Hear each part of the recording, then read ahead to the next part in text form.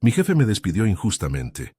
Lo dijo así, con esa mezcla de alivio y asco que usan los hombres cuando creen que están haciendo limpieza y en realidad están borrando su propia falta de valor. La escena fue breve, precisa, como un corte quirúrgico que deja la carne expuesta. Estábamos en la sala de juntas, no en la sala de juntas de las series, con vidrios y plantas y frases motivacionales enmarcadas, sino en una sala que olía a madera cara y desinfectante, con una mesa ancha que había visto suficientes decisiones para considerarse un tribunal. Preston habló sin levantar la voz. Esa fue la obscenidad más grande, la violencia contenida. Hemos decidido prescindir de tus servicios, dijo, como si anunciara la llegada de un nuevo proveedor de café. Añadió por cortesía o por costumbre que se le reconocería una compensación.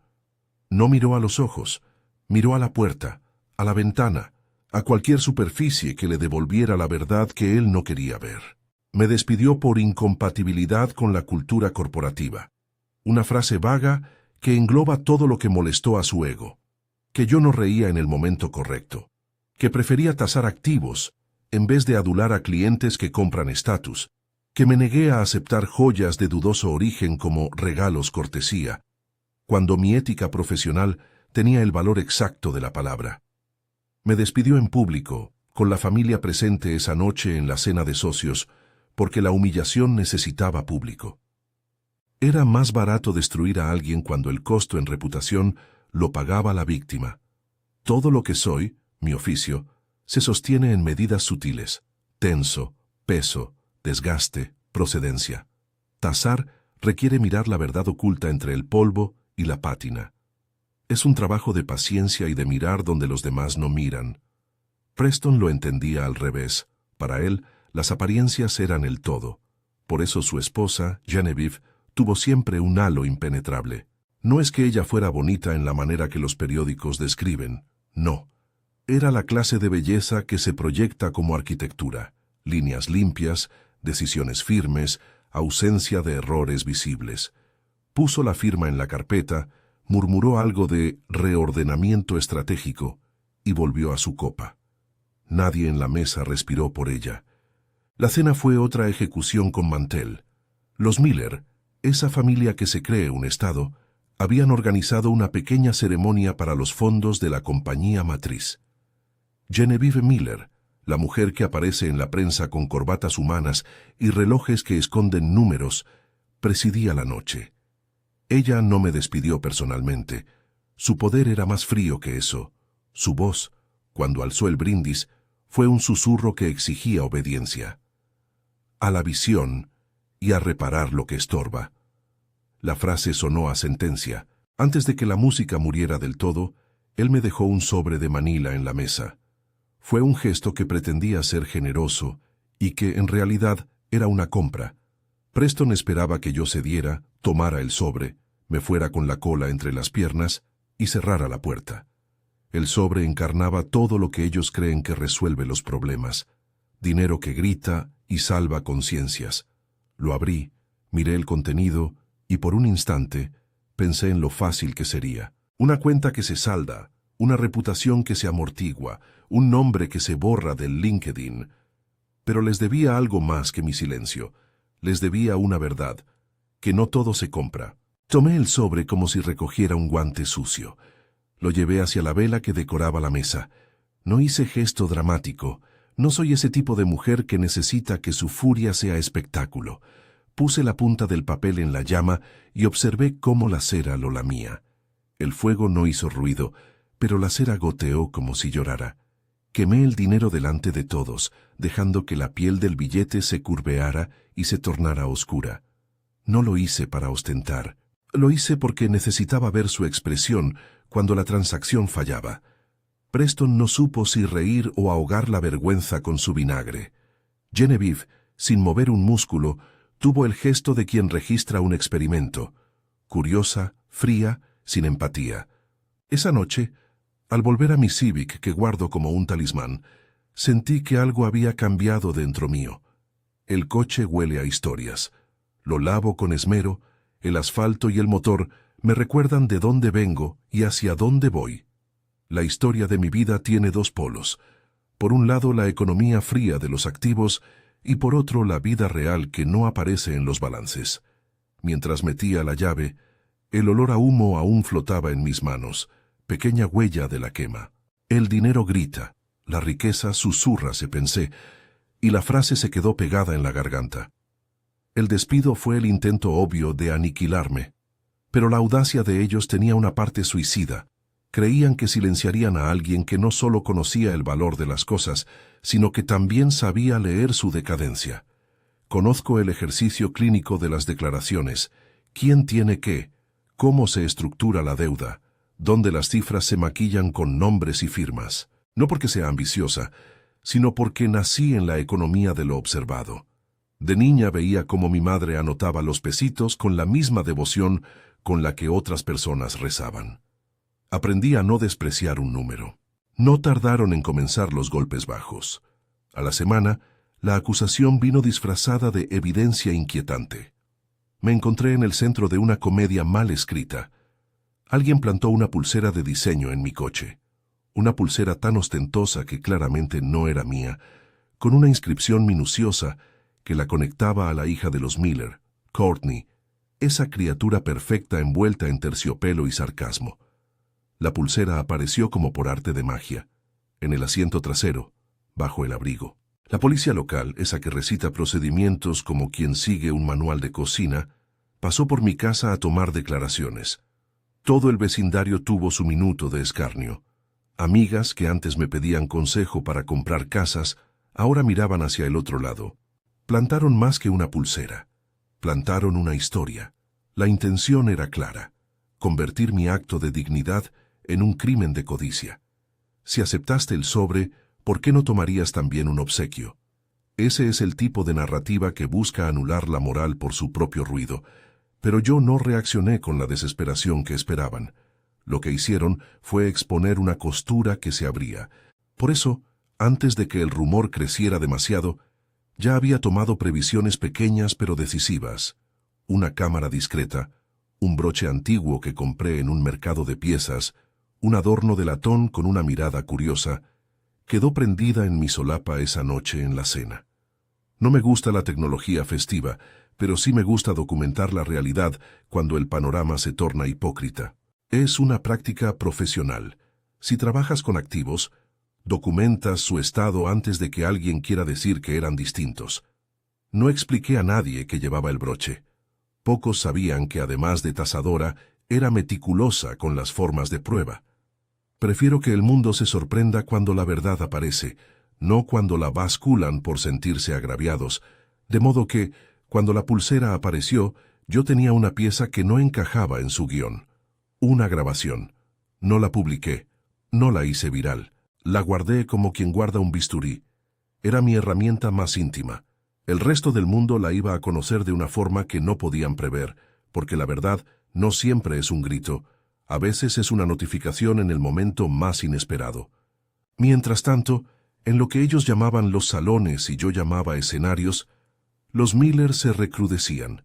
Genevieve, la esposa CEO que según el título tenía la llave, actuó como quien no ensucia nunca las manos. Su poder se ejercía a través de firmas, respaldos y la habilidad de presentar una narrativa pulcra. Pero la misma precisión que le ayudaba a gobernar su imperio era su debilidad. Su estatus dependía de que nadie mirara detrás del barniz. Cuando el barniz cruje, la estructura se resquebraja. Y yo vi las grietas. Las noté en la manera en que la contabilidad de la familia se defendía con frases hechas, en la manera en que los relojes en su salón marcaban horas distintas. Siempre he pensado que los relojes de una casa rica mienten, ponen la hora que les conviene, para que los invitados crean que todo está a tiempo. Las semanas que siguieron estuvieron llenas de palabras que rebotaban: investigación interna, revisión de contratos, pausa en relaciones comerciales. Los Miller comenzaron a mover piezas, no para limpiar la casa, para reacomodarla. Preston, por su parte, se hizo cada día más pequeño en el gran escenario social que antes le volvió grande. Las personas que antes asentían a sus chistes ahora miraban el paisaje de su gestualidad y no encontraban nada en qué agarrarse. Su error fue pensar que su esposa y el apellido podían ser su exculpación. Para mantener su posición necesitaba señuelos y pruebas. Plantar la pulsera fue solo una de tantas. Vinieron mensajes anónimos, filtraciones al tipo de prensa que come escándalos como desayuno, y una solicitud formal de revisión a la que respondí con la calma de quien tiene todo el archivo. No es que no haya sentido miedo. El miedo existe y se presenta en formas bancarias y personales. Llamadas que no se devuelven, cartas oficiales que huelen a papel legal, miradas de colegas que se retraen porque el contacto con una persona en conflicto podría ser caro. Pero mi miedo nunca fue pánico. Me conocía demasiado bien. Conozco el pulso de mi profesión. Sé leer cuando un balance se maquilla con maquillaje barato y cuando alguien ha colocado un objeto brillante para que los demás lo confundan con valor real. No dejo que el ruido decida por mí. Así que empecé a moverme como quien prepara una operación médica. Llamé a Brooks, un abogado que trabaja sin florituras y con una mandíbula que no conoce la duda. Brooks no hace discursos, hace cálculos. Me citó en su oficina, una caja de vidrio con persianas que ama entornadas como si la sombra le diera seguridad. No te voy a decir que no habrá pelea, dijo, y eso fue todo lo que necesitaba escuchar. Le entregué la copia de la grabación del broche. Le expliqué sin dramatismos lo sucedido con la pulsera. Le conté lo que muchos callan, la compra de complacencias, las joyas con etiqueta de legitimidad y la contabilidad que vigila a los estafadores con tanta pereza que les facilita el trabajo. Mientras hablábamos, también contacté a Elena, mi asistente, que ha sido mi mano derecha desde que acepté que la planificación no debe delegarse en la improvisación. Elena no es del tipo que se deja impresionar por alfombras caras. Su ojo es clínico. Me ayudó a organizar los papeles que le entregué a Brooks, a clasificar correos, a traducir la jerga corporativa a algo que un jurista pudiera usar sin perder el pulso. Elena encontró un detalle que a nadie más le había llamado la atención. Movimientos circulares de fondos entre cuentas que desde fuera parecían inofensivas. No eran números que gritaran estafas, eran pequeños susurros mal colocados. Ese hallazgo fue la primera rendija por donde podría entrar la verdad. En ese punto apareció Malik, que no es un abogado ni un consultor financiero, sino un cirujano que ha aprendido a operar con manos igual de firmes que las mías. Nos conocimos por circunstancias que, si las cuento ahora, parecerían anécdotas forzadas. Bastará decir que en una ocasión me salvó de una intervención médica con la calma que ahora me presta a nivel profesional. Malik es un tipo que entiende el valor de las cosas medidas con precisión. Le ofrecí, sin grandes promesas, la posibilidad de formar parte de un proyecto que iba más allá de sanar cuerpos, una reestructuración que podría poner las cosas en su lugar. Aceptó casi de inmediato. No por dinero, por la misma razón que me subió un día a su sala de operaciones, porque le interesa la verdad cuando aparece en forma de patrón intacto. Los tres, Brooks, Elena y Malik, conformaron un pequeño núcleo. No éramos una conspiración, éramos una respuesta profesional. No buscábamos venganza por venganza, sino justicia por las reglas que rigen un mercado que ellos creían que dominaban. Les hablé de mi acceso. Años trabajando en tasaciones me habían dejado puertas abiertas, conocimiento de cómo ciertos activos se mantuvieron vivos con humo y espejos, y la posibilidad de comprar, en bloque y sin fanfarria, lo que la gente cree que posee. No expliqué el cómo. No se lo pidieron. Todos entendimos los límites. No había margen para instrucciones ilegales ni para filigranas que pudieran convertir la reparación en un delito. La operación, en la cabeza, tenía dos frentes. La defensa, donde demostraríamos que la pulsera fue plantada, prueba que el broche ayudaba a sustentar, y el ataque, donde reconfiguraríamos las fuerzas económicas que permitían la impunidad de los Miller. Esa noche, en mi cocina, mientras tomaba café negro y miraba la ciudad que no se detiene a juzgar, pensé en la ironía. Me habían despedido por incompatibilidad con la cultura, y ahora esa misma cultura se convertiría en el terreno donde yo jugaría con sus reglas. Comencé por lo más evidente, limpiar mi reputación en lo inmediato. Publicar algo hubiera sido ganar la batalla en redes, pero perderla en tribunales. No necesitaba gritos mediáticos. Necesitaba que las instituciones hicieran su trabajo y la verdad se presentara en un formato que no admitiera interpretaciones. Brooks trabajó sobre la hipótesis de plantación. Elena rastreó testigos, camareros, asistentes, personas de servicio, todos los que habían estado presentes aquella noche en la cena. Algunos recordaron gestos, otros miradas. Ninguno usó la palabra conspiración. Eso no era necesario. Las palabras que importaban eran las huellas. La huella del billete en la acera, la huella de la pulsera en un asiento que no recordaba nadie haber tocado, la huella digital en una copa que alguien prefirió olvidar. Cada una de esas huellas sería hilada con la otra hasta formar una cuerda que no podrían ignorar. Mientras tanto, la prensa empezaba a olfatear sangre. No cualquier prensa, los medios pequeños que hacen de la miseria del poderoso un evento cotidianamente rentable.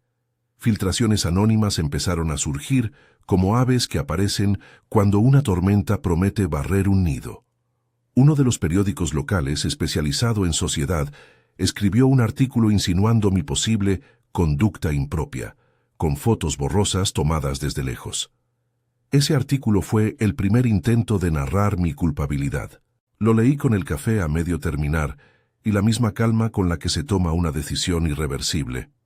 Hice una nota. Respondimos solo con hechos, no con palabras. Brooks envió una carta, fría, técnica, que pidió que se rectificara la información y que cesaran las insinuaciones. La carta fue el primer golpe legal en un tablero que aún no se veía del todo. A nivel personal, la relación con Preston se fue disolviendo. Había tenido una mezcla de afecto y desprecio hacia él.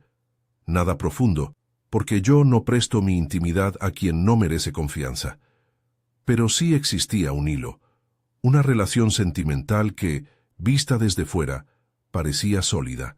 A mí me enseñó la lección de cómo las comodidades pueden taponar ojos y a él el precio que paga quien elige estatus sobre lealtad. Le dije, antes de cortar definitivamente, que no quería su disculpa. Las disculpas son palabras que no suelen costar nada. Le dije que no buscaba nada suyo, ni su dinero, ni su puesto, ni la redil vieja que le servía de familia. Corté la relación con la misma eficacia con la que corto la cuenta de una inversión que no da rendimiento.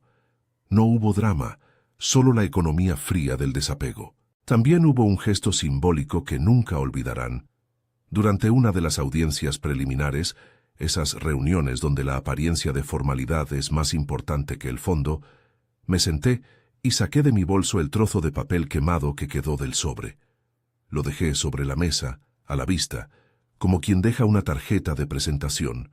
Las primeras miradas fueron de incredulidad. ¿Qué hacía una mujer llevándose los restos de un sobre que supuestamente había aceptado? Les devolví el silencio con la tranquilidad del que tiene todo planeado. No se trata de humillar por humillar. Se trata de adoptar una postura que endurece el juicio público hacia quien pretende comprar la verdad. A estas alturas del juego, la esposa CEO empezó a mostrar movimientos propios. Genevieve no era una marioneta, tenía sus propias metas y su propia idea de legado. Había una tensión entre la necesidad de proteger a su familia y la necesidad de proteger su imagen pública.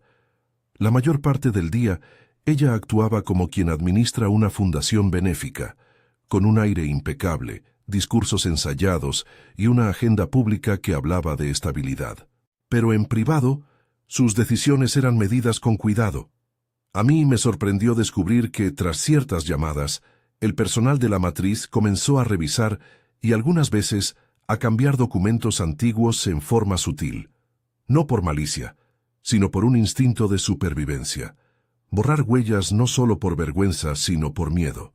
Ese miedo sería, eventualmente, el punto donde tocábamos su fortaleza. En una reunión que se suponía era para una conciliación, Genevieve me miró, y por un instante vi en sus ojos algo que no esperaba, una chispa que no era arrogancia sino cálculo. Sin grandes palabras, casi en confidencia, pronunció una frase que quedó en mi cabeza. No quiero escándalos que dañen el valor. No dijo, no quiero que me vean como corrupta. Dijo, valor. Para ella, todo se reducía a eso, a cómo se percibía el activo. Estaba dispuesta a sacrificar personas si eso preservaba un precio en bolsa o una inversión extranjera. Esa línea me dio la dimensión de su poder y de su fragilidad al mismo tiempo. Con los cimientos empezando a agrietarse, tuve que elegir mi primer movimiento no punitivo, sino estratégico. No quería simplemente derribar, quería redistribuir. No es que me moviera por misericordia, sino que, como tasadora, entiendo que quitar activos sin generar valor es estéril. Hay que saber qué hacer con lo que queda. Aquí es donde Malik y yo pensamos en algo mayor. No destruir por destruir, sino transformar. No lo anunciamos como plan, porque los planes se hacen vulnerables cuando se airean. Lo mantuvimos entre nosotros, en esa zona donde se mezclan la confianza y la profesionalidad. En la madrugada en la que decidí que ya no podía retroceder, manejé mi Civic hasta la playa. El mar es un buen limpiador mental. La brisa apaga los ruidos y deja solo el latido propio. Encendí la calefacción, miré la carretera y recordé la infancia de quien aprendió a medir el mundo por su capacidad de ser ordenado. Pensé en las mujeres que conocí que fueron despedidas, arrinconadas y compradas por sobres. Pensé en aquella sensación segunda que no se compra, la autonomía. Le dije a la ciudad que yo no sería un lote más en su catálogo. Lo repetí en voz baja. No serás un número más para quien cree que la moral tiene precio. Después regresé a mi apartamento, calmada, con el plan en marcha y una certeza que me sostuvo. La mayoría subestima a quien hace del análisis una forma de vida. La historia, sin embargo, no avanzaría solo por mi decisión. El tablero necesitaba piezas. Brooks empezó a mover cartas legales, Elena a reunir testimonios, Malik a abrir puertas que yo no sé abrir, y yo a consolidar mi credibilidad profesional. Había, además, otro elemento que ellos subestimaron. La economía que sostiene la apariencia de los Miller está basada en deuda que sugiere riqueza, sin representarla. Esa es la vulnerabilidad. El estatus que no se apoya en un activo real, sino en promesas y papeles. Si una persona inteligente desata esa cuerda, la corona se cae. No voy a explicar cómo se hace. Solo diré que la intuición que me guía es simple. Donde hay papel, hay posibilidad. Y fue en medio de ese trabajo silencioso, todavía en la primera fase, cuando recibí una llamada que trajo a la superficie la verdadera naturaleza de su desesperación. Era Preston. Sonaba más pequeño de lo habitual. Había en su voz un hilo de súplica, pero sin esa nobleza que pueda conmover a quien ha sido traicionado. Jordan, dijo, hay que conversar. Puse el teléfono en altavoz. En la línea solo se escuchaba su respiración, como la de quien no sabe respirar por sí mismo. Le respondí, hablamos cuando tengas algo que ofrecernos que no sea una coartada. Colgué. La frase quedó colgando. No la llamé después. No quería ser la tabla de salvación de quien me lanzó al agua. Terminaba un capítulo y empezaba otro. Había hecho lo que debía, conservar mi nombre limpio y poner a trabajar mis habilidades. El resto iba a depender de la capacidad de quienes me rodeaban para convertir evidencia en ventajas, y de la estupidez de quienes pensaban que con una pulsera podían comprar la narrativa. Tenía en el bolsillo el eco de la cera quemada, la sensación de la grava bajo las ruedas del Civic, y la certeza de que, aunque el mundo prefiere el ruido, la riqueza verdadera simplemente susurra. Pero no todo sería lineal ni pacífico. Al final de la semana, cuando menos lo esperaba, recibí un paquete al despacho. No era un sobre elegante ni una carta con membrete. Era una caja de cartón sin remitente. Dentro, cuidadosamente envuelta en papel de seda, había una pulsera, otra de diseño ostentoso, y una nota en letra impoluta. Por si la anterior se perdió. Cortesía de la familia Miller. No te pelees con lo que no puedes entender. La caja olía a perfume caro y a amenaza fría. Esto no era coincidencia. Era un recordatorio. Cuando mueves piezas que tocan intereses de alguien acostumbrado a comprar silencios, las represalias no siempre se ejecutan con estridencia. a veces llegan con la delicadeza de alguien que deja una huella pensada para amedrentar. La puse en la mesa, la miré y no hice más que eso. No la toqué. Sabía que tocarla era jugar su juego. Encendí la grabadora que ya era parte de mi cotidianidad profesional y le dije a la habitación, en voz baja, las 3 cosas que necesitaba: nombres, fechas, pruebas. Era hora de ordenar el material que transformaría esa humillación en un expediente. Cerré la caja y la guardé en un lugar que no es un escondite, sino una caja fuerte de sentido común. No tiro lo que puede servir. Esa noche, antes de dormir, soñé con relojes que cuentan regresivamente no para anunciar la ruina, sino para marcar el tiempo que tardan las máscaras en caerse. En ese punto, con la maquinaria comenzando a funcionar por debajo de la superficie, entendí que la historia no iba de mí sola.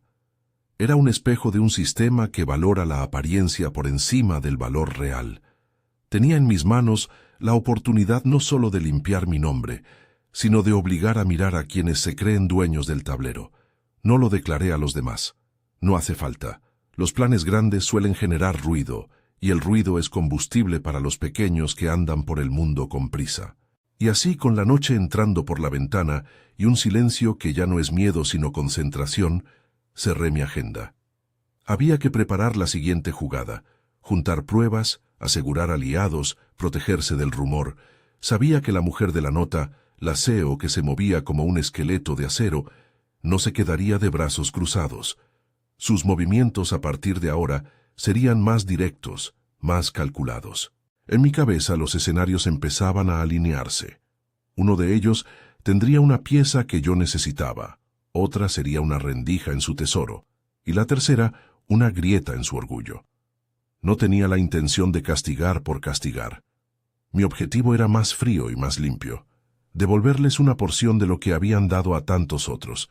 Y en ese proceso, lo que ocurriera con Preston iba a ser, irónicamente, un resultado natural de su propia elección. Guardé la grabación en la carpeta digital que solo yo conozco. Apagué la luz. Afuera la ciudad seguía con su rumor inagotable. Dentro, el plan respiraba, y yo también. Dentro de poco, algo que ellos suponían inamovible empezaría a moverse. Y yo, que había sido despedida injustamente, me preparaba para recordarles que el poder auténtico no es el que se muestra en fotos, es el que se ejerce en silencio y con precisión. Dentro de poco, algo que ellos suponían inamovible empezaría a moverse. Y yo, que había sido despedida injustamente, me preparaba para recordarles que el poder auténtico no es el que se muestra en fotos, es el que se ejerce en silencio y con precisión. Si esta historia te está llegando al pecho, dime desde qué ciudad la miras. Me interesa saber si la indignación suena igual en todos los mapas. No fue un golpe dramático el que lanzó la primera ficha. Fue una serie de movimientos pequeños, discretos, la insistencia de quien sabe que una estructura corrupta se destruye por fatiga, no por violencia.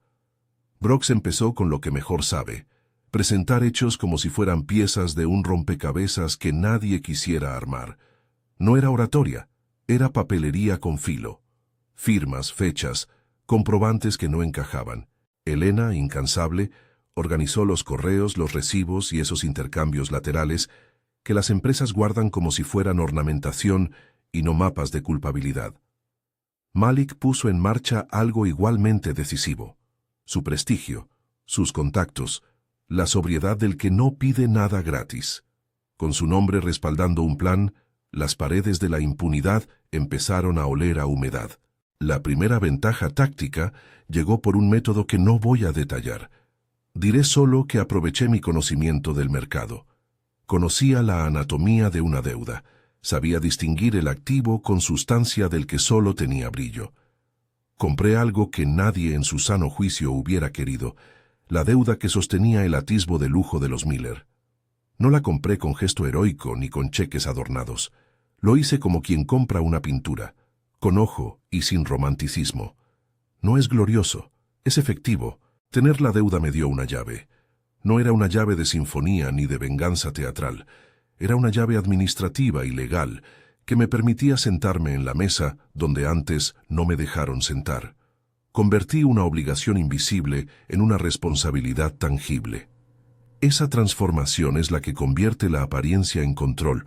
Cuando eres la parte que reclama pago, tus palabras tienen la forma de actos, no de insultos. La noticia de que alguien inesperado, estaba comprando piezas de esa arquitectura financiera, llegó a los Miller como una ráfaga fría.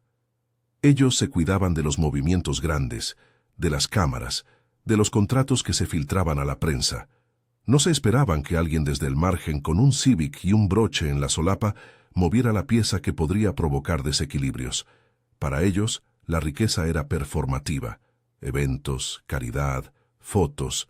Para mí la riqueza era procedimental. Libros, cuentas, asientos contables.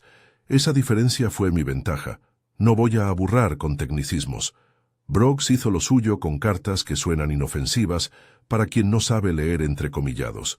Requerimientos, notificaciones, actos de ejecución que sonaban a burocracia, pero que en su forma eran palancas.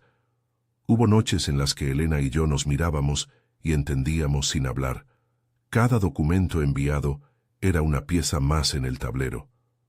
En el mundo real, los engranajes no chirrían con estruendo, se sueltan con silencios y con firmas. Mientras tanto, la prensa se calentaba. No la prensa prestigiada, la prensa del espectáculo que mezcla culpa y fascinación. Publicaron fotos de mi Civic en las cercanías de la sede de los Miller. Publicaron mi antiguo cargo con ese deleite que solo tienen quienes no saben contar su propia vida sin escándalo. En cambio, los medios que cuentan economía observaron con otro tono. Alguien había comprado deuda, y eso tenía consecuencias. Nadie nombró mi nombre en las portadas de negocios por lástima. Lo nombraron por sorpresa. La primera manifestación pública del plan fue discreta. Llegó en forma de un aviso. Congelamiento preventivo de cuentas vinculadas a la deuda, ordenado con la gravedad de una caja fuerte. No hubo trompetas, hubo un mensajero de traje que dejó un sobre en la recepción de la sede central y un recepcionista que comprendió que a veces la vida corporativa no es una película, sino el efecto inmediato de una notificación. Los Miller intentaron apagar el fuego con llamadas, con pedidos de reuniones privadas, con el mismo tono que usan para pedir que un evento social no tenga incidentes. Genevieve pidió a su equipo que buscara soluciones inmediatas. Preston hizo lo que hacen los hombres que dependen de una mujer más fría. Intentó posar de víctima. El primer día en que se vio realmente la grieta fue en la llamada de la Junta de la Matriz. No fue una reunión con cámaras ni micrófonos encendidos al público. Fue una reunión que empezó con la expectativa de orden y terminó con un pedazo de verdad expuesto. Brooks exigió que se suspendieran ciertas transferencias hasta que se aclarara el origen de determinados activos que respaldaban algunas cuentas. Las palabras fueron medidas. No hubo gritos. Había algo más peligroso que la furia, la certeza técnica que no admite réplica. En la tarde siguiente Genevieve vino a verme. No la vi por casualidad, la convoqué a propósito. No quería una confesión ni una escena. Quería observar cómo se movía una mujer que había hecho del control su religión. Llegó impecable, con sus líneas perfectas y ese aire que disimula daños. Nos sentamos en una sala pequeña, no en la sala de juntas, sino en un cuarto con sombra calculada y té tibio. Ella habló primero con una voz que parecía ensayar neutralidad. «Jordan, quiero entender qué estás buscando». Le dejé que pronunciara la pregunta. No la interrumpí. En mi bolsillo tenía una copia de la grabación del broche. No la saqué. No era necesario. La conversación fue un baile de palabras que nunca tocaron el corazón del asunto. Los Miller podían negociar el valor en abstracto. Yo necesitaba la restitución de un orden. Lo que no esperaba Genevieve era mi propuesta. No dije, vayan al infierno. No grité su nombre. Le hablé con la frialdad de quien hace una oferta inapelable. Le dije que la deuda que yo poseía no era un ataque irracional. Era un instrumento para reconfigurar. Le ofrecí lo que yo siempre ofrezco en mi trabajo: transparencia y un plan. Si su interés real era salvar el valor, había maneras de reorganizar sin espectáculo. Si su interés real era salvar una fachada, entonces el precio sería mayor. y no solo en dinero. Fue una manera de ponerla ante su propia moneda. La única verdad que maneja Genevieve es la del valor. Le pedí una cosa que ella consideró insultante y perfecta: apertura total de ciertos libros contables por un equipo independiente. Ella vaciló. Porque abrir libros da miedo. Deja ver que un reloj de oro no es más que metal y una etiqueta. Yo quería la verdad. No por venganza primitiva, sino porque la verdad liberaba mercado. Si la estructura se reconstruye sobre principios, la caída pierde su veneno. Si en cambio cerraban filas y ocultaban, me encargaría de hacer público lo que ellos preferían privado. No eran muchas opciones. Genevieve optó por el tiempo. Esa opción me dio lo que necesitaba: más respiración para consolidar la compra de las piezas restantes. La acción más teatral llegó en un sábado cualquiera. Elegimos un lugar que sabía que les dolería: la casa de campo donde los Miller celebraban aniversarios y donaciones. No quise destruirles la casa. Quise convertir su espacio de prestigio en la escena de la verdad. El convoy llegó temprano. Había documentación oficial. No hubo linchamientos. Hubo registros y una lista inventariada que, por cortesía legal, debía detallarlo todo.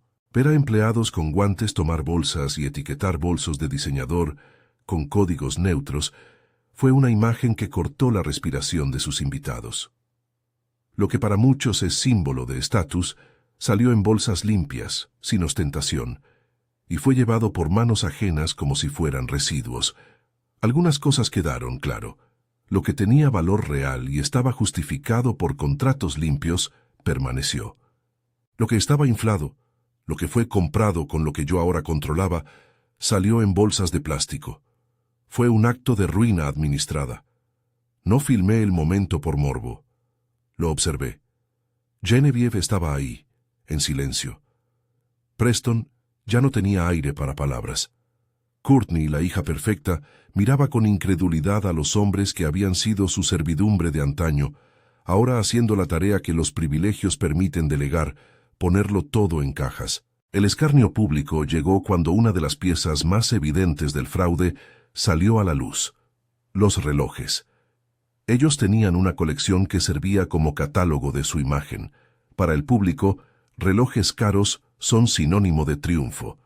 Para mí, relojes caros eran una manera de inflar una cosa para que pareciera más de lo que era.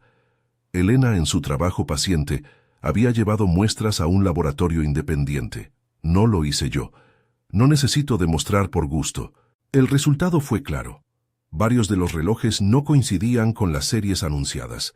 Eran reproducciones con documentos que respaldaban su legitimidad mediante contratos creados por terceros.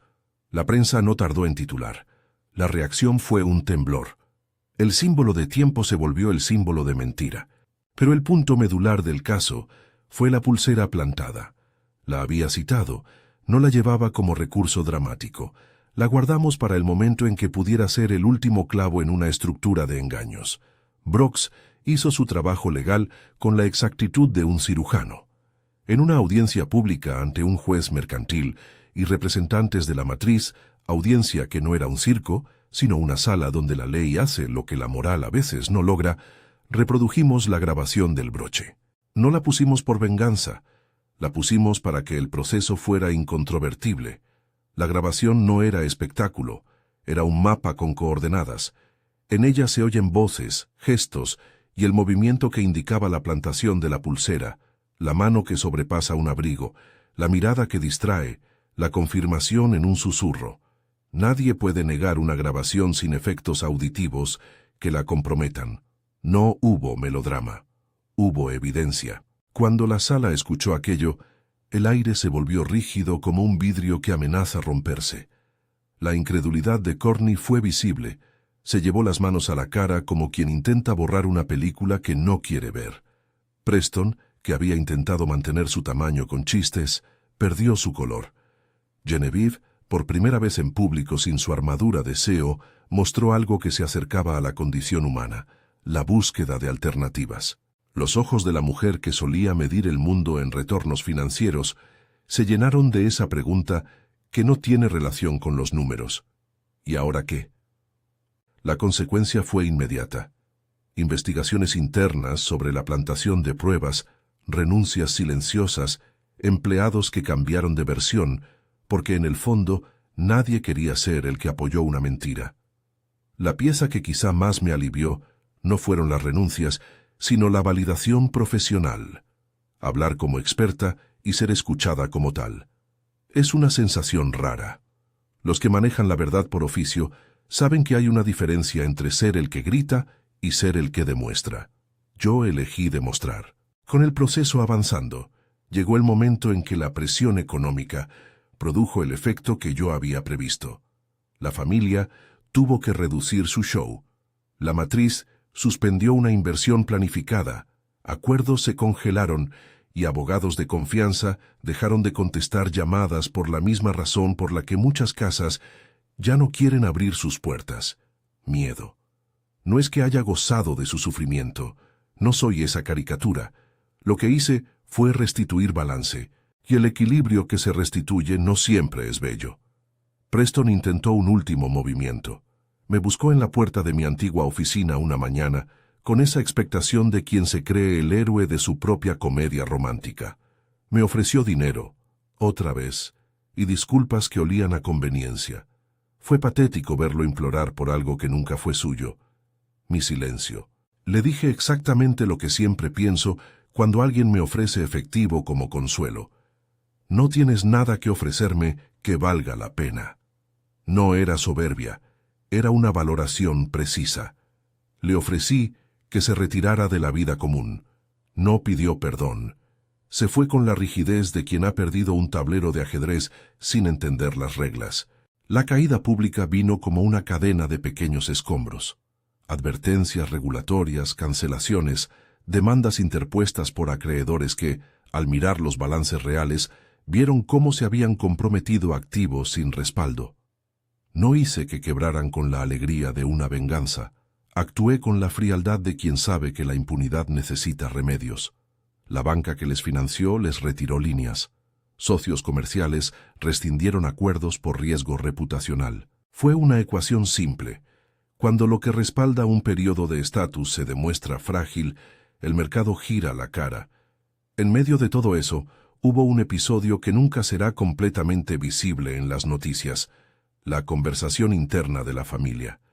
Observé, con distancia profesional, cómo los Miller empezaron a discutir no solo el dinero, sino el legado. Genevieve, que había protegido su imagen a costa de personas, enfrentó el dilema que no compra. ¿Qué prefieres proteger, el precio de una acción o el nombre con el que tu nieto caminará por la calle? No hay respuesta fácil para quien vivió de multiplicar apariencias. La humillación simbólica llegó en una nota que podría sonar cruel en otras manos, pero que aquí solo es justicia estética. Durante la ejecución de la liquidación de ciertos bienes, uno de los empleados, sin saber que yo lo observaba, dejó caer en la acera una caja con prendas que olían a fiestas. Un peatón registró la escena y la subió a las redes. Bolsas de diseñador en manos de desconocidos, quizá un símbolo de lo que antes se llamaba invulnerabilidad. La imagen se volvió viral. Algunos llamaron a la escena exhibicionista. Yo la llamé exposición necesaria. Mientras la maquinaria seguía, mi equipo crecía en confianza. Malik, que había sido un apoyo secreto, pasó a ser socio formal. No fue un ascenso oficioso ni una alianza sentimental. Fue un contrato. Le ofrecí participación en la administración de los activos que recuperáramos, un papel que implicaba responsabilidad y control. Aceptó con la sencilla serenidad de quien entiende la oportunidad. No se trató de recompensa. Se trató de construir una alternativa. Con Malik a mi lado, la reestructuración iba a tener un componente operativo y humano. Rehabilitar empresas honestas, vender aquello que fuera sensato vender, devolver activos cuando se confirmara su origen lícito. No éramos predadores, éramos arquitectos de un orden. Elena recibió también una oferta que no rechazó. Le propuse que dirigiera el archivo de recuperación. Le ofrecí un puesto que formalizaba lo que ya hacía. Convertir desordenes en claridad. Aceptó con esa sonrisa pequeña que no necesita comentarios. Brooks, imperturbable, Recibió un reconocimiento profesional en forma de pago y la satisfacción del trabajo bien hecho. No hice regalos simbólicos, hice propuestas de trabajo, porque la justicia que perdura no es teatral, tiene nóminas. Hubo momentos en que en la madrugada me pregunté si todo había valido la pena. ¿La ruina de una familia iba a reparar lo que se había perdido en mi interior? Respondí con la única verdad que me guía. No busqué venganza para llenar un vacío. Busqué que quienes abusan del sistema supieran que existen consecuencias. La satisfacción que siento no es amarga, es precisa. La noche en que todo se resolvió, esa noche que no es un solo evento sino una serie de notificaciones y firmas que dan un último clavo a una estructura, me senté en el Civic y miré la ciudad con la calma de quien terminó un trabajo. Brooks me mandó un mensaje corto. He cerrado lo principal. Elena aseguró la custodia de archivos. Malik me llamó para decir que la transición operativa empezaba al amanecer. Me permití una risa breve, seca, casi una burla a lo que había sido la pretensión de aquellos que me humillaron. La cera quemada en mis dedos ya no olía a inferioridad, olía a evidencia. Preston desapareció del radar social. No hubo escándalo final para él. Su caída fue un apagón. Genevieve hizo lo que hacían las mujeres con legado cuando la estructura flaquea. Revisó prioridades, pidió asesoría y en lo profundo tuvo que mirar al espejo sin filtros. No celebro su pérdida personal. Celebro que el tablero cambió y que quedó menos espacio para quienes piensan que se compra todo. Hubo una última escena, íntima y casi ritual, en la cual me permití cerrar una puerta. Me encontré de nuevo con Preston, no por venganza ni por nostalgia, sino para cortar lo que quedaba con una precisión clínica. Estábamos en el mismo lugar donde meses atrás me entregó el sobre. No hice gestos teatrales. Saqué del bolsillo el trozo carbonizado del papel que había guardado como testigo y se lo devolví. No lo quise quemar ni pisotear. No quería añadir violencia a la economía del acto. Simplemente lo dejé sobre la mesa a su vista. Su cara no mostró sorpresa, solo esa mezcla de desconcierto que produce ver un objeto que no cumple su función. Le dije, con la misma voz que ahora usan los jueces para anunciar veredictos: «Acabaré con lo que pertenece a la verdad. No me busques». Se levantó, recogió el pedazo de papel como quien recoge algo que no tiene sentido y salió. Después de eso, mi vida no volvió a la normalidad anterior, porque la normalidad que había conocido era, en parte, la que necesitaba reparación. Cambió en el sentido en que se reorganiza un gabinete después de una reforma. Los colores siguen ahí, algunas sillas se reubican y el aire tiene menos polvo. Yo cerré varias cuentas, la de la relación con Preston, la que me vinculaba a aquella mesa donde la lealtad se vendía barata, y abrí otras, la de la sociedad con Malik, la de la jefatura de proyecto que Elena acepta, y la de una oficina que, por primera vez, puedo imaginar sin montaje. Nada de esto me hizo feliz en un sentido hedonista.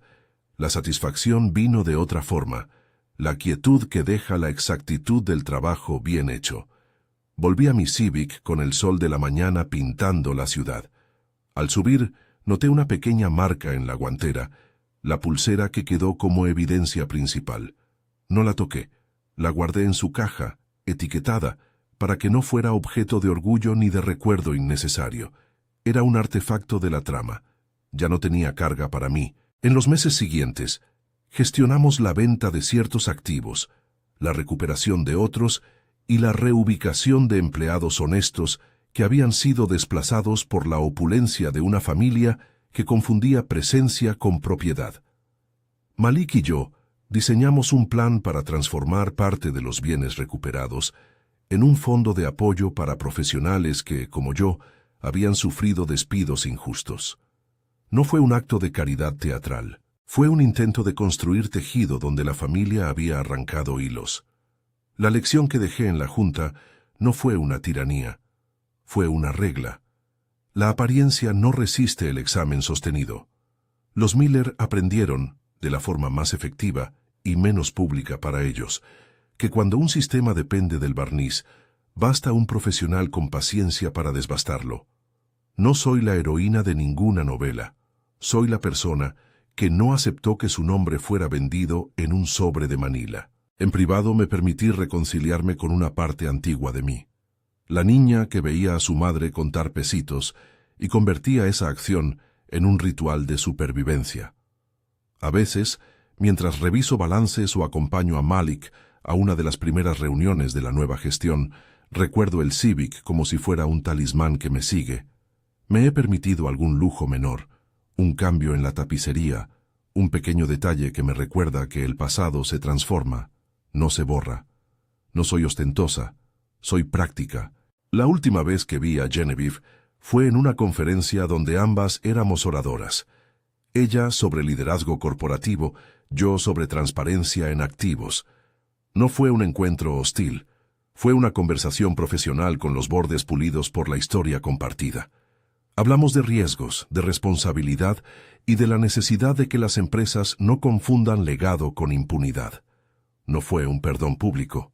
No lo necesitábamos. Fue más bien la continuación de una ciudad que al final sigue funcionando aunque con menos impunidad. Todavía recibo mensajes de personas que dicen haber sido despedidas, que han sentido esa mezcla de rabia y desamparo que conocí tan bien. Me escriben para decir gracias o para preguntar cómo lo hice. A quienes preguntan cómo, respondo lo que siempre respondo. No hay atajos. Hay trabajo metódico, paciencia, alianzas correctas y la voluntad de no venderte por un sobre. No doy instrucciones ni recetas. Doy testimonio. El testimonio es más útil que el manual. Al final, la venganza que importa no es la venganza como verbo de daño, es la restitución. No busqué la ruina por la ruina.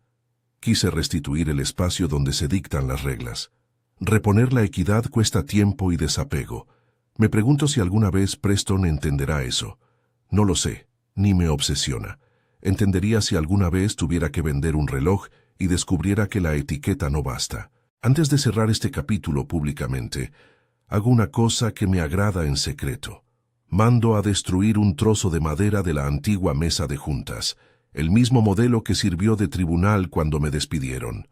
No para quemarla con sigilo como simbología teatral, sino para convertirla en banquito y donarlo a una organización que ayuda a mujeres a reinsertarse en el mercado laboral. El gesto es irónico y práctico. Me siento cómoda con esa mezcla.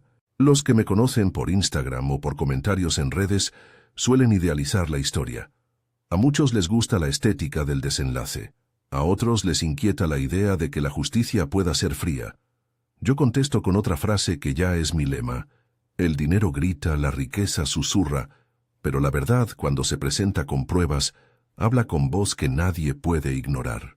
Si te llevas algo de esta historia, que no sea el gusto por el escarmiento. Llévate la idea de que la dignidad no se vende y que la paciencia profesional puede ser más devastadora que la ira. Si alguna vez te encuentras frente a un sobre con la intención de comprar tu silencio, recuerda guardar algo más que el recibo. Guarda tu nombre. Si esta historia te resonó, comparte con alguien que creas que necesite escuchar que la justicia puede llegar con papeles y con la precisión de un broche. Suscríbete para escuchar más relatos donde la paciencia y la pericia hacen su trabajo. Aquí no hay leyendas, hay testimonios.